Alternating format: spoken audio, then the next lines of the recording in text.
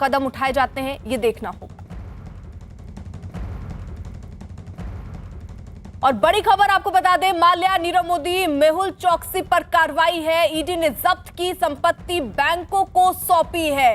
8,000 करोड़ से ज्यादा की संपत्ति जो है वो बैंक को दी गई है। अब तक कुल 18,000 करोड़ रुपए करीब बैंक को दिए गए और ईडी की ये बड़ी कार्रवाई सामने आई है। आपको बता दें, माल्या, नीरव मोदी, मेहुल चोकसी पर ये कार्रवाई हुई है। ईडी ने पहले संपत्ति जब्त की थी और अब जो जानकारी की वो संपत्ति बैंकों को सौंपी गई है। 8,000 करोड़ से ज्यादा की ये संपत्ति है जो बैंक को दी गई है। तो बड़ी खबर इस वक्त की कार्रवाई हुई है और ईडी की ये बड़ी कार्रवाई, माल्या, नीरव मोदी और मेहुल चोकसी पर यह कार्रवाई हुई है।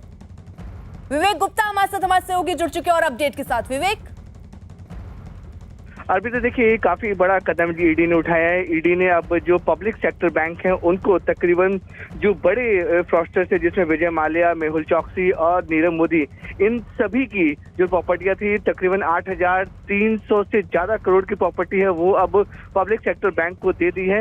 यानी कि पब्लिक सेक्टर बैंक अब इन प्रॉपर्टियों को नीलाम भी कर सकता है, ऑक्शन कर सकता है, ताकि जो रिकवरी है वो पूरी लॉस में वो रिकवर कर सके। तो ईडी ने एक बड़ा फैसला लिया है और ईडी ने कोर्ट से इस बात की मांग भी की थी कि इस पूरे मामले में जो ईडी ने सारी प्रॉपर्टी जब्त की है आरोपी की, उसे नीलाम करने की कोशिश की जाए। और जब तक ये नीलामी होगी तब तक ये ईडी जब तक ये सारी प्रॉपर्टी प्राइवेट बैंक को नहीं दे देता। अब ईडी ने बड़ा कदम उठाते हुए ये कदम लिया है कि जो भी आरोपी हैं जिसमें मेहुल चोकसी, नीरव मोदी और विजय माल्या, 3 बड़े आरोपी हैं जिन्होंने बड़े बैंक फ्रॉड किए थे, उन सबकी संपत्ति तकरीबन 8,500 करोड़ की संपत्ति है वो पब्लिक सेक्टर बैंक को दे दी गई है।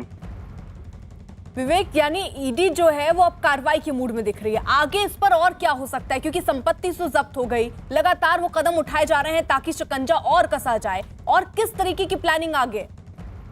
देखिए, इस पूरे मामले में अर्पिता बताना चाहेंगे कि जो पीएनबी बैंक घोटाला था तकरीबन 13,500 करोड़ का, इस पूरे मामले में नीरव मोदी और मेहुल चोकसी मुख्य आरोपी थे। दोनों भारत छोड़कर फरार हो चुके हैं। तो दूसरा फ्रॉड था उसमें विजय माल्या आरोपी थे, वो भी भारत छोड़कर फरार हो चुके हैं।